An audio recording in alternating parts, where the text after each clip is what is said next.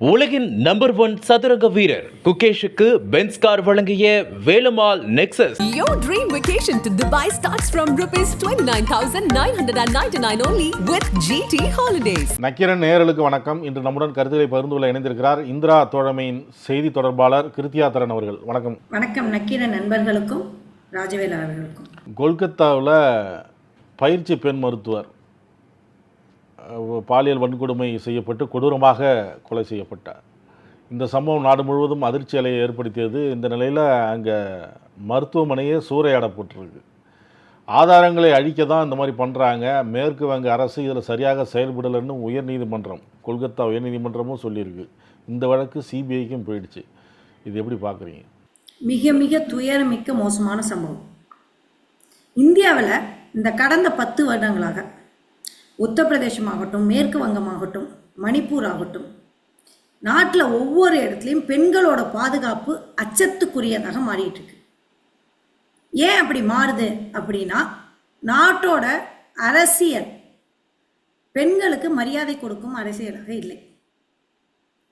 முக்கியமாக மேற்கு வங்கத்தில் இப்போ சமீபமாக நான் கேள்விப்படுறது என்ன அப்படின்னா, பெண்கள் விஷயத்தில் அரசியல் இருபக்க அரசியல்களும் பெண்கள் வன்புணர்வை கையில் எடுக்கிற ஒரு ஆயுதமாக இருக்குது.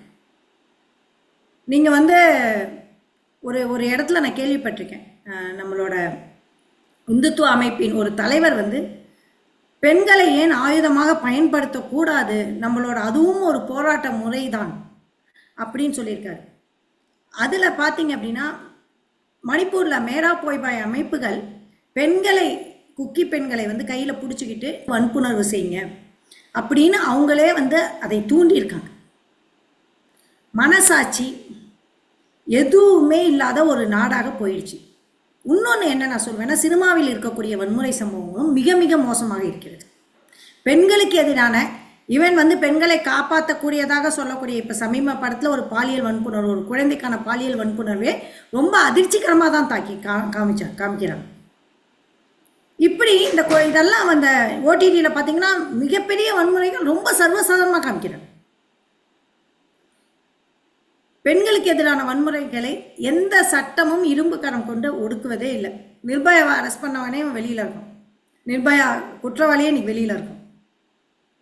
ஸோ நீங்கள் எத்தனை போராட்டம் பண்ணினாலும், எந்த அரசு வந்தாலும் பெண்களுக்கான விஷயம் கேள்விக்குறியாக தான் இருக்குது. அதுக்கு பெண்களே முழிச்சுக்கிட்டு போராட்டம் பண்ணாத வரைக்கும் இதுக்கு விடுதலை கிடையாது. இதை இந்திரா தோழமையும் கண்டிச்சு இருக்கு. இந்திரா தோழமையோட வெப்சைட்டில் நீங்கள் போய் பார்த்தீங்கன்னா, இந்தியா முழுக்க எவ்வளோ வன்புணர்வுகள் நடந்து கொண்டிருக்கிறது, பெண்கள் எந்த அளவுக்கு இந்த நிமிடம் நம்ம பேசிகிட்டு இருக்கோம்ல, இப்போ ஒரு பெண் வன்புணர்வு செஞ்சுக்கிட்டு இருக்காங்க. அதுதான் நிஜமான டேட்டா.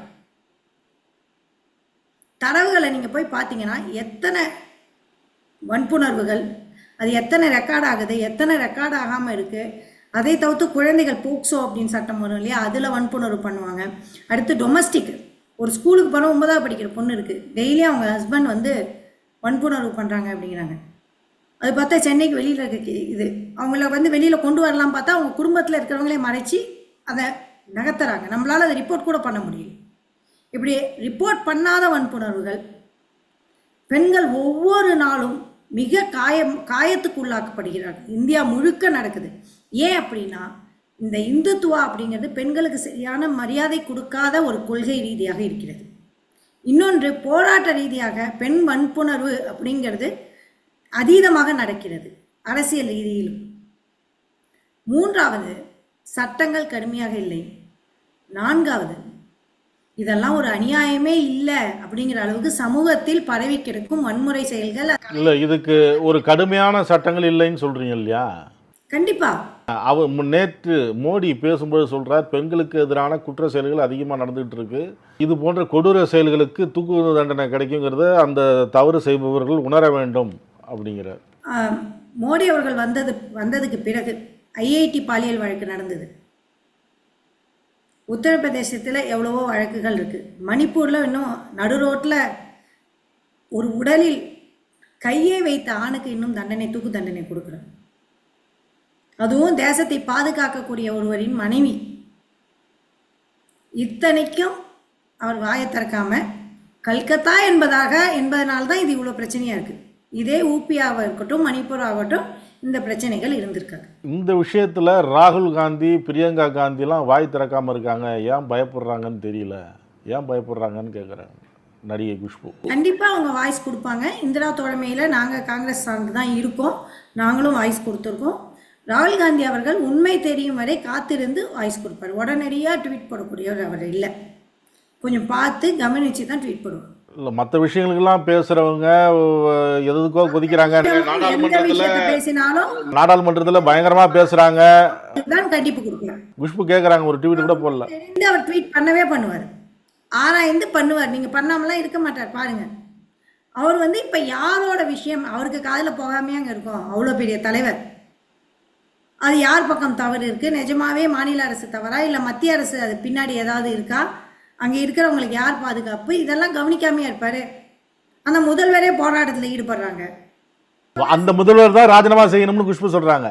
நடவடிக்கை எடுக்கல, எந்த இதுவுமே வேடிக்கை பார்க்குறாங்க. மணிப்பூருக்கு பொறுப்பு ஏற்று அந்த ஸ்டேட் அரசு கூட இவங்க ராஜினாமா செய்ய சொல்ல மாட்டாங்களாம். லட்சக்கணக்கான பெண்கள் கற்பிழந்தாலும் இவங்களுக்கு அந்த சம்பவத்தையும் இந்த இதையும் பொருத்தி பார்க்கக்கூடாது, அது வேற இது வேறங்கிறாங்க. அவங்களுக்கு பெண்களை பற்றி கவலை இல்லை, அரசியலை மட்டும் தான் கவலை. அரசியல் மட்டும் பேசுபவர் அவர், பெண்களுக்காக பேசுபவர் அல்ல. தனக்காகவும் தன் அரசியலுக்காகவும் தான் மேலே வரணுங்கிறதுக்காகவும் அரசியலில் சாணக்கியத்தனத்தில் தன்னை மிஞ்சியவர் இருக்கக்கூடாது என்ற மிக மோசமாக குஷ்பு அவர்கள் நடந்து கொள்கிறார்கள். அவரை காது கொடுத்து கேட்பதே நம்மளோட தப்பு. இல்ல, ஒரு பெண்ணாக தான் நான் அதை பேசுறேன்னு சொல்றாங்க அவங்க. அவர் பெண்ணே கிடையாதுங்க. முதல்ல அவர் சிறுபான்மையின பெண். சிறுபான்மைக்காக குரல் கொடுத்துருக்காங்களா என்னைக்காவது? எந்த சிறுபான்மை அடிப்பட்டதுக்காக குரல் கொடுத்துருக்காங்களா? யாருக்காக அவங்க குரல் கொடுத்துருக்காங்க? எந்த பொண்ணுக்கு அவங்க குரல் கொடுத்துருக்காங்க? மணிப்பூருக்காக குரல் கொடுத்தாங்களா? நாங்க குரல் கொடுப்பாங்க, நாங்க எல்லாத்துக்கும் குரல் கொடுக்குறோம். இதுக்கும் மகளிர் ஆணைய உறுப்பினர் இருந்தபோது பல்வேறு நடவடிக்கைகள் எடுத்ததா சொல்றாங்களே, கடந்த காலங்களில் சொல்லியிருக்காங்களே. அவங்க எதுவுமே நடவடிக்கை எடுக்க மாட்டாங்க. அங்க பிரச்சனை நடக்கிறப்ப இங்க டான்ஸ் வீடியோ போட்டுட்டு இருக்காங்க. அங்க பெண்கள் பாதிக்கப்படுறப்ப இவங்க டான்ஸ் வீடியோ போடுவாங்க. அதை நீங்க கேட்டீங்கன்னா அசிங்கமா திட்டுவாங்க எல்லாரையும். அவங்க சிறுபான்மை பெண் என்பது சிறுபான்மை இனத்துக்கும் தேவையில்லாத ஒன்று, பெண் என்ற இனத்துக்கும் அவர்கள் தகுதி இல்லாத ஒன்று. அவர் ஒரு அரசியல்வாதி, எல்லாவற்றிலும் அரசியல் செய்து தனக்கு சாதகமான அரசியலை கையில் எடுக்கிறார். அவங்களுக்கு பிரச்சனைனா ரொம்ப குஷி ஆயிடுவாங்க. ஏன்னா அவங்களுக்கு டிவி பேட்டி வேணும், அரசியல்ல இடம் வேணும், அவ்வளோதான். அவங்க பெண் இனத்துக்காக நிற்கணும்னா எல்லா பெண்களுக்கும் நிற்க சொல்லுங்க. நான் எல்லா பெண்களுக்காகவும் நிற்பேன். ராகுல் காந்தியே ட்வீட் போடாட்டியும், பிரியங்கா காந்தியே ட்வீட் போடாட்டியும், கல்கத்தா அரசை கேள்வி கேட்டு நம்ம எல்லாரும் பேசிதான் ஆகணும். மோடி அரசை கேள்வி கேட்டு எல்லாரும் பேசிதான் ஆகணும். இதுல எந்த ஒரு சந்தேகமும் கிடையாது. ஒரு பெண் இனத்துக்கு துரோகம் வந்ததுன்னா அது யாரா இருந்தாலும் கேள்வி கேட்கணும். அது தமிழ்நாடு அரசாக இருந்தாலும் நம்ம கேள்வி கேட்டுதான் ஆகணும். அதுதாங்க பெண்ணினம். இல்லாட்டி நான் பெண் அப்படிங்கிறதுல என்னங்க அர்த்தம் இருக்கு? ஒரு பெண் 150 மில்லி செமன் அவளோட உடல்ல இருக்குன்னு பிரேத பரிசோதனை கேட்குது. அப்பனா ஒருத்தர் செய்யல, 4 பேர் உள்ள இருந்திருக்காங்கன்னு. அப்படி என்றால் அவன் மிகப்பெரிய வன்முறையை கண்ணாடியில கண்ணை வச்சு குத்திருக்கான். மிகப்பெரிய வன்முறையை செஞ்சிருக்கான். அந்த வன்முறை செய்தவரை கண்டிப்பாக நாடெங்கும் இருக்கிற பெண்கள் போராட்டம் செய்ய வேண்டும். ஆனால் பிஜேபி அரசு எந்த பெண்ணுக்கும் போராட்டம் செய்யாமல் கல்கத்தாவில் நடந்த இந்த குறிப்பிட்ட வழக்குக்கு மட்டும் போராட்டம் செய்வது என்பது அரசியல். இது அரசியல். நீங்க அரசியல் செய்யுங்க, எங்களுக்கு பிரச்சனை இல்லை. ஆனா இந்த அரசியலுக்காக இந்த தண்டனைகளை மோசப்படுத்தாமல் இதற்கான நடவடிக்கைகளை செய்து அரசியல் செய்யும். எந்த நடவடிக்கையும் இல்லாம நீ பேட்டி கொடுக்கல, அது பண்ணல, நீங்க தானே ஆளும் அரசு. ஆளும் அரசை கேள்வி கேட்காம எதிர்கட்சியை கேள்வி கேட்கிறீங்களா? உங்களுக்கு எங்க இருக்கு உங்களோட அறிவுன்னு எனக்கு தெரியல. கேள்வி கேட்க வேண்டியது யாருங்க? 2 அரசு, ஒன்று வெஸ்ட் பெங்கால் அரசு, 2வது மத்திய அரசு. இவங்க மத்திய அரசுல இன்னைக்கு ஆட்சியில் இருக்காங்க. ஏங்க இடிங்கிறாங்க, சிபிஐங்கிறாங்க, இவ்வளோத்தையும் இவங்க கையில் வச்சிருக்காங்க. மிச்சத்துக்கெல்லாம் இடி போகும், சிபிஐ போகும். ஒன்றும் இல்லாத வழக்கெல்லாம் தட்டி எடுத்து முடிந்து போன வழக்கெல்லாம் தாமாவே நீதி வழங்கக்கூடிய நீதி நிர்வாகம் வச்சிருக்காங்க. அப்பேற்பட்ட உச்சத்தில் நீதித்துறையெல்லாம் வச்சிருக்கக்கூடிய ஒரு அரசாக இங்கே இருக்கு. முடிந்து போன பொதுநல வழக்கு, அந்த வழக்கு, இந்த வழக்கெல்லாம் கையில் தூசி தட்டி எடுப்பாங்க. ஏன்னா பொதுநலத்தில் அக்கறை இருக்கு. அப்படின்னா பெண்கள் மேலே எங்கே போச்சு அக்கறை? பெண்கள் மேலே தானங்க முதல்ல அக்கறை இருக்கணும். உங்க வீட்டுல ஒரு பொண்ணு இருக்கல்ல, எங்க போனீங்க இத்தனை வருஷமா? 10 வருஷமா அநியாயம் அத்தனையும் நடந்துட்டு இருக்கு. ஒரு பெண் மேல அவளோட குழந்தைய பாறையில அடிச்சு கொன்னுட்டு அந்த பெண்ணை கடித்து குதறி இருக்கும் மிருகங்கள், அவர்கள் பிராமணர்கள், அதனால் விடுவித்து விட்டோம் என்று சொன்ன விஷயம் இந்த நாட்டில் நடந்திருக்கு. அப்ப எங்க போனாங்க குஷ்பு மேடம்? இன்னைக்கு இதுக்கு குரல் கொடுங்க. ஆனால் அந்த குரலை உங்கள் அரசை நோக்கி கொடுங்க. உங்களுக்கு ராகுல் காந்தி பற்றியோ பிரியங்கா காந்தி பற்றியோ கேள்வி கேட்க எந்த தகுதியும் இல்லை. ஏனென்றால் நீங்கள் எந்த பெண்ணுக்குமே குரல் கொடுக்கவில்லை.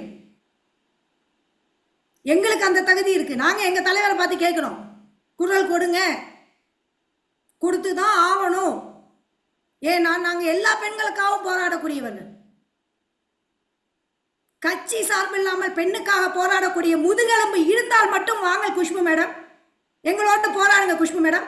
ஒவ்வொருத்துக்கும் ஒவ்வொரு இடத்திலும் முதுகெலும்பை வளைத்து வளைத்து வளைத்து திடீரென்று நிமிர்ந்து நின்றால் கூனி குறுகி நிற்கிறது அந்த முதுகு. ஆட்சியாளர்களுக்கு ஒரு முதுகும், ஆட்சிக்கு எதிராக இருக்கிறவர்களுக்கு ஒருவரை அரசியல் எடுப்பதுமா பெண்ணின் மாண்பு? அரசியல் செய்யாதீங்க பெண்கள் விஷயத்துல, வன்புணர்வு விஷயத்துல. கண்டிப்பா கண்டிக்கப்பட வேண்டிய விஷயத்த போராடுங்க, தெருவில் நின்று போராடுங்க. ஆனா உங்களோட காவி துண்டை போட்டுக்கொண்டு போராடாதீங்க. மருத்துவர்களோடு போய் நின்று போராடுங்க. அப்ப உங்களுக்கு முதுகெலும்பு இருக்குன்னு நான் ஒத்துக்கிறேன். கருத்துக்களை பகிர்ந்து கொண்டதற்கு நன்றி மேடம். நன்றி. என் நடிப்பை ஜெயலலிதா பாராட்ட மறுத்தார். ஏன் தெரியுமா? நக்கீரன் இதழில் சினிமா கொட்டகை டைரக்டர் ரைட்டர் VC குகநாதன் எழுதி வரும் புதிய தொடர் வாங்கி படியுங்கள் உங்கள் நக்கீரன். நக்கீரன் டிவிக்கு சப்ஸ்கிரைப் செய்யுங்கள். உங்கள் ஆதரவே எங்கள் பலம்.